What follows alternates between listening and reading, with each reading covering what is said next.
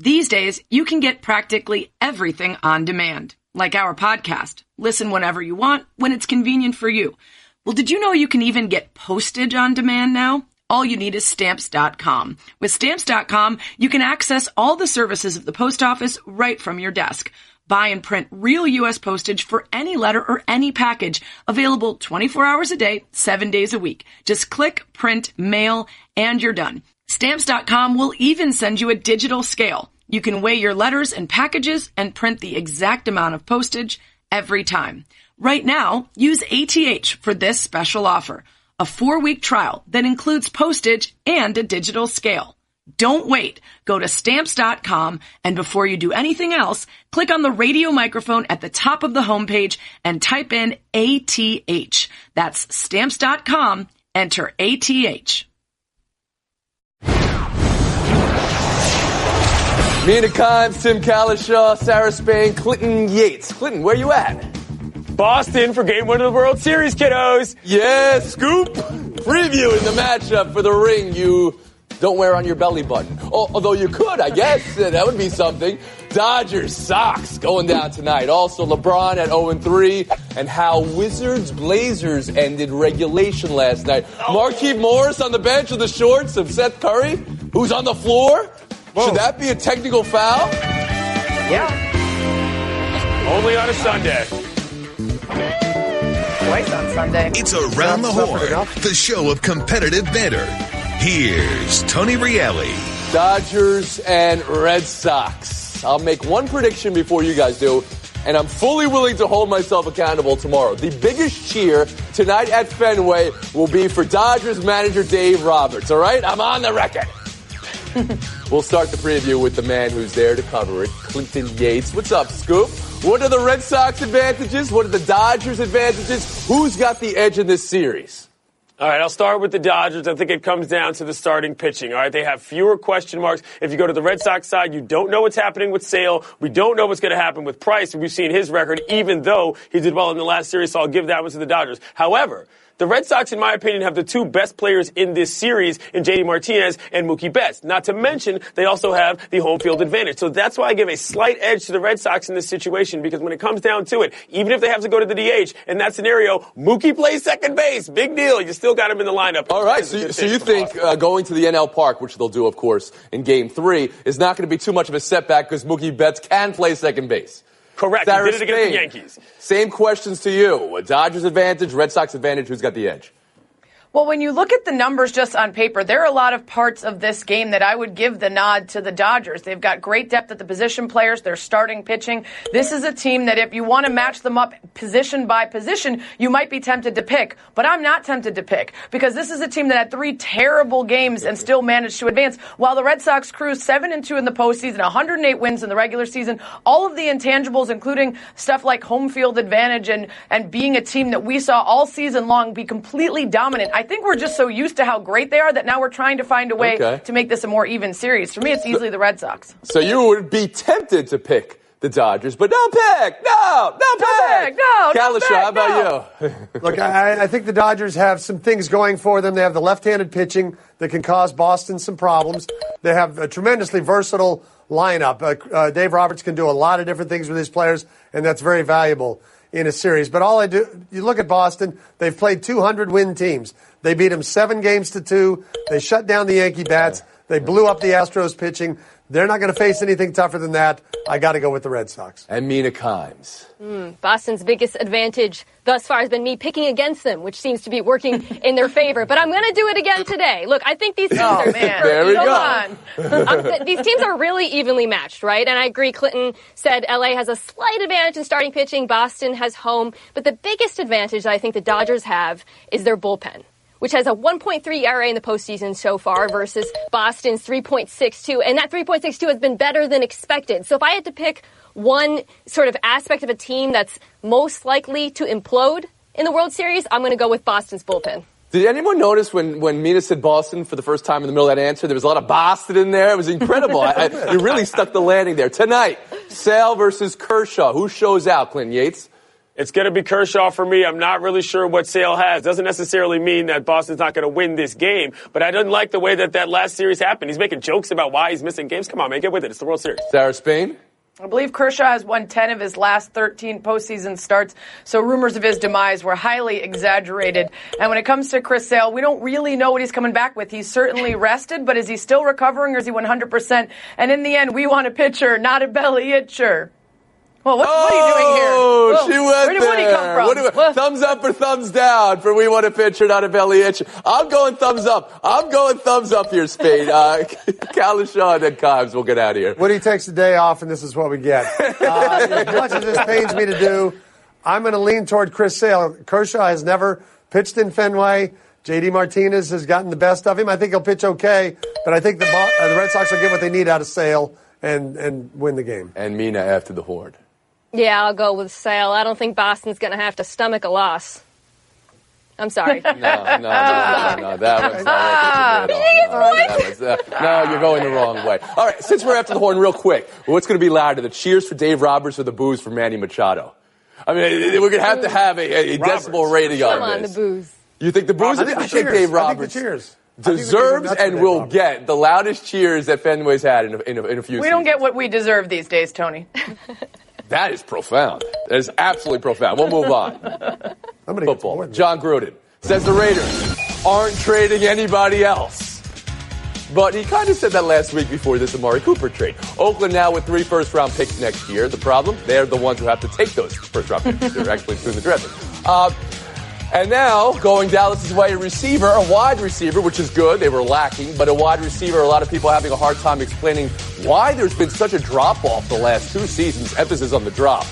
And whether that's worth the first-rounder he was 4 years ago, Mina Kimes. Who and what was this trade about?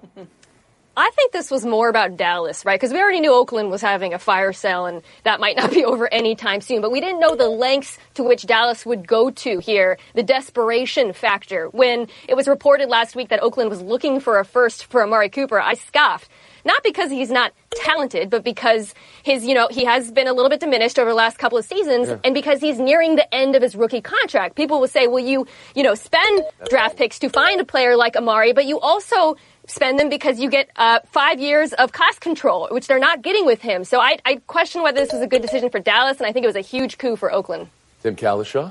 I definitely think it's a desperate move by Dallas. I think they were fine offering a 2, but then they hear Philadelphia and other teams in the mix, and they're tired of not getting guys, so they trade a 1 for a guy who 4 years ago, yes, he was a high 1.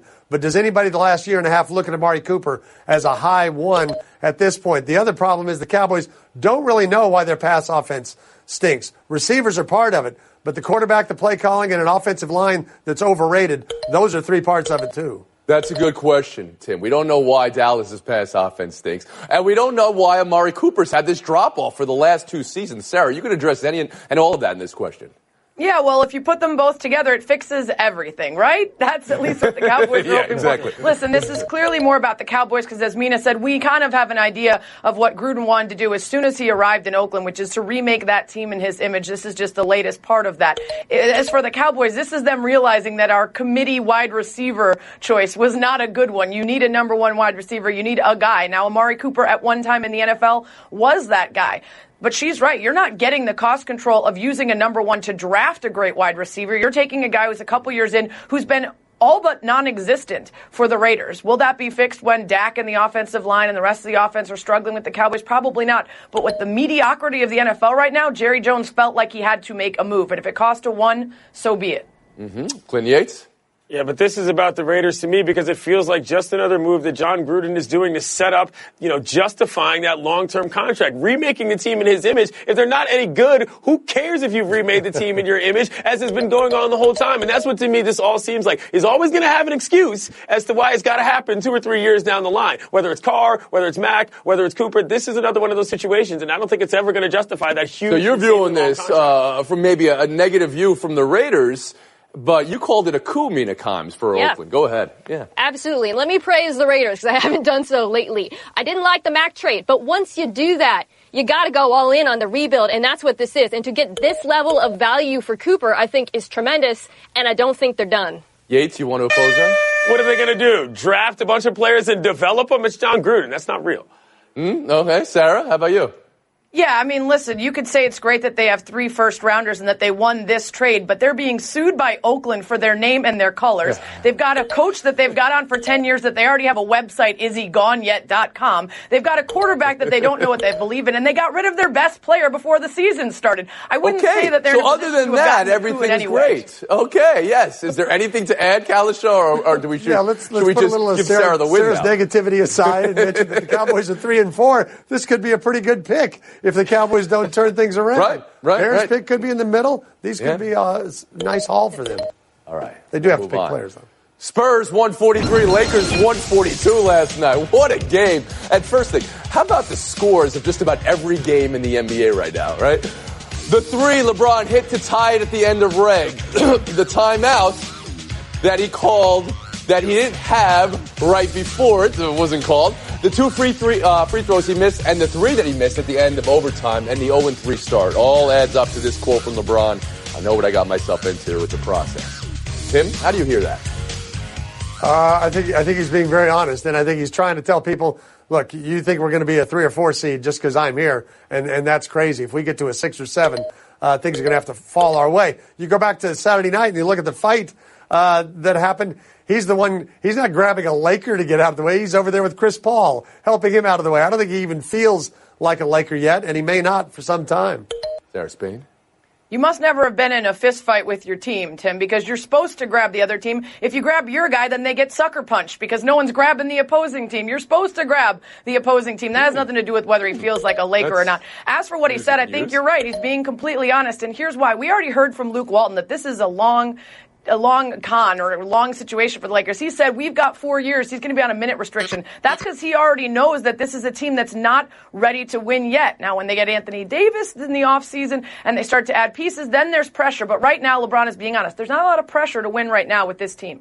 Did the curtain get pulled back on Sarah Spain right there a little bit when she said this is a long con?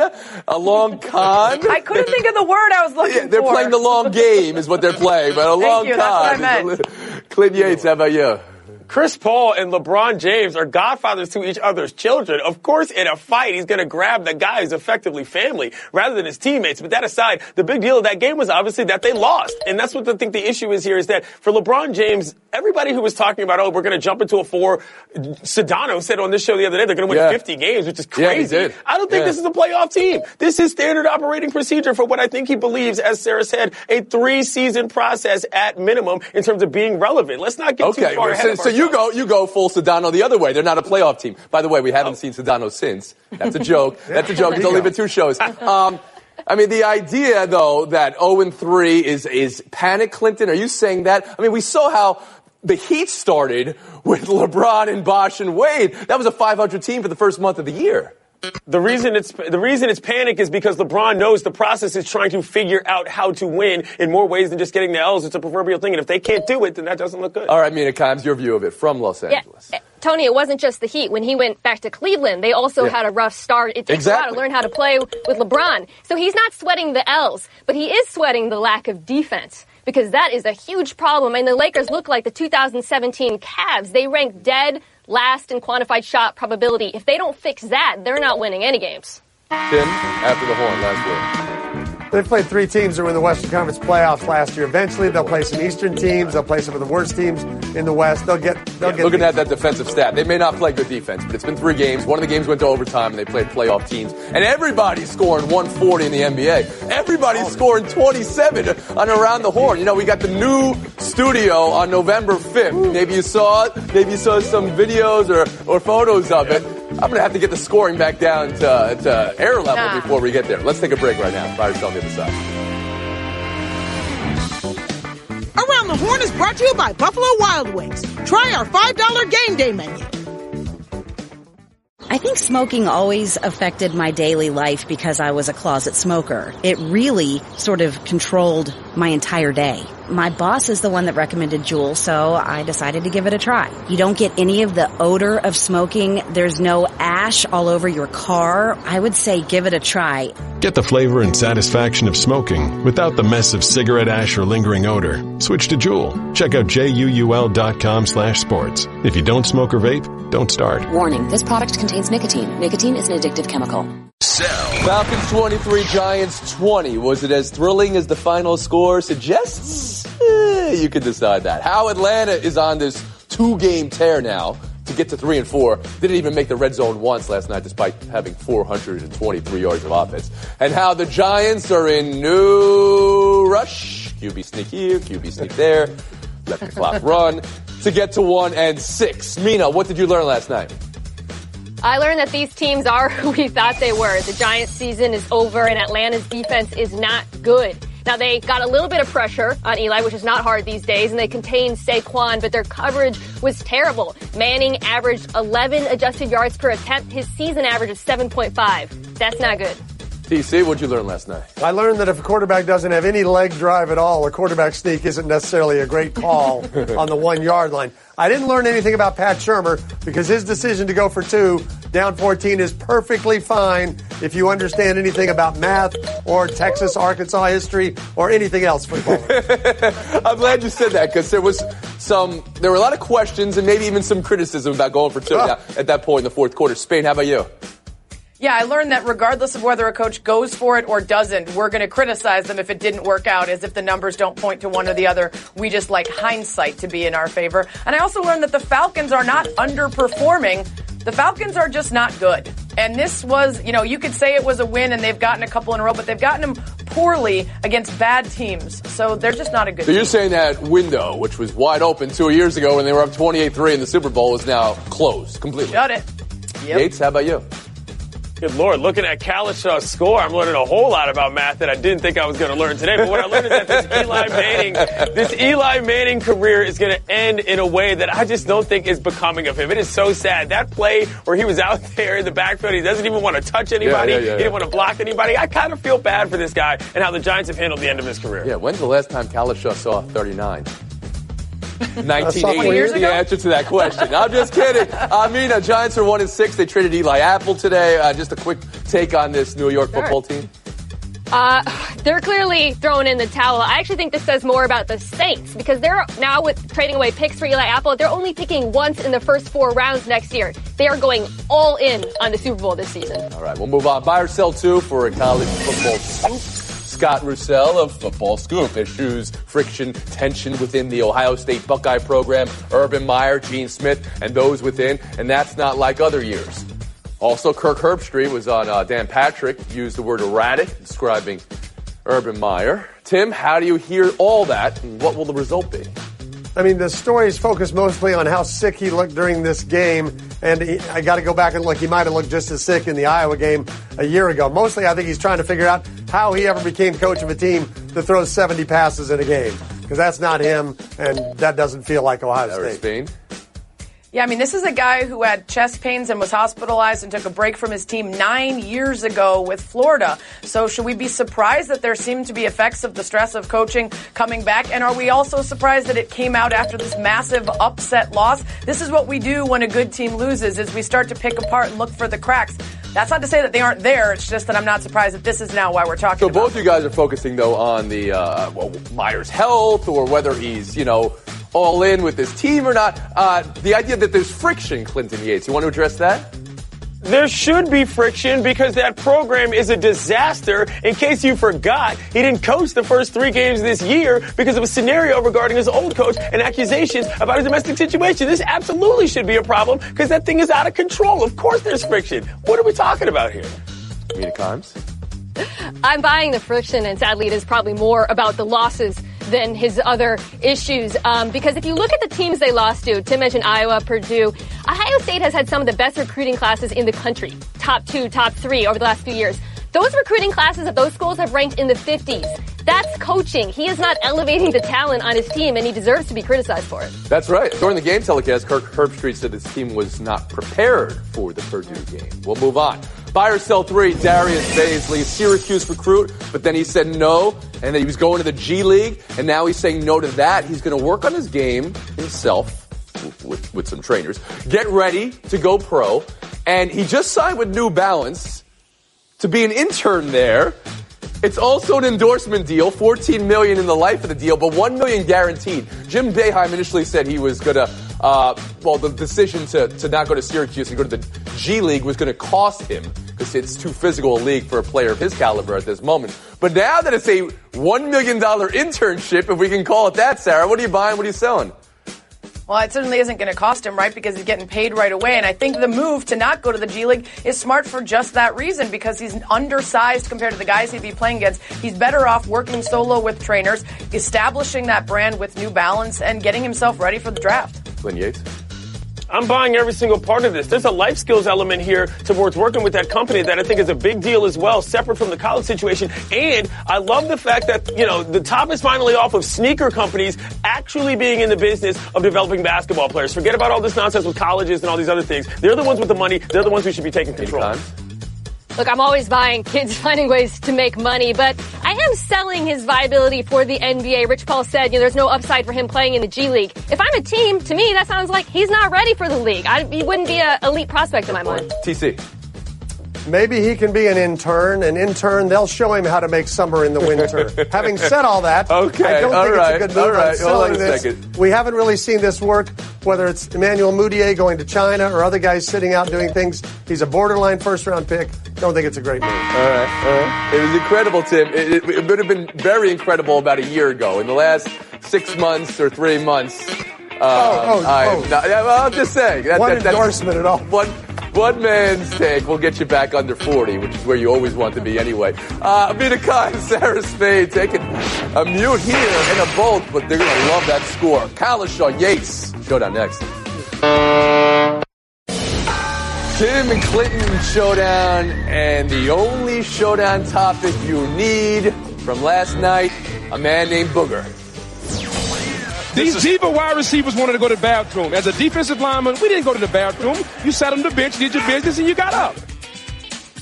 TMI, or is that, part of the job? TMI for sure. I got a feeling there's a lot of defensive linemen raising their hands saying, no, that wasn't me. Also makes me wonder about Booger riding around on that cart for about 4 hours during these games. What's going on out there? Your mind's in the wrong place, Timothy. What Booger didn't say is that as a defensive lineman, this is actually effective. Who wants to touch a guy who has gone on himself in that situation? Get you to the quarterback a little quicker. That's why Booger was so good at his job when he played in the NFL. Yeah, we heard that from Schlereth, right? That's why he was called Stink, I believe. That's the answer. That's the game. Clinton Yates. I'm here in Boston for the World Series, and there's something very historic about this one coming up, Fall Classic that is. There are 2 managers in this series. Both of them used to be teammates, and both of them are not white managers. It is the first time that's happened in the history of Major League Baseball. Alex Cora is Puerto Rican. Dave Roberts, half Asian, Japanese specifically, and half black. It is a great moment as far as the development of the game at the higher levels and not just the players. It's going to be a fun one, and I'm happy to be a part of it. Well said, Clinton. Tim Kershaw, right now you are winless since losing your appendix. So, man can't win. Yeah, that's true. That's going to do it, folks. But let's take a look at Jeopardy tonight because it's 2 in a row for our former intern, Eric. This was great last night. Remember when he was with us? He lost to Pablo Torre in a tie-break competition. But he goes for 3 straight versus Trebek tonight. Get it done!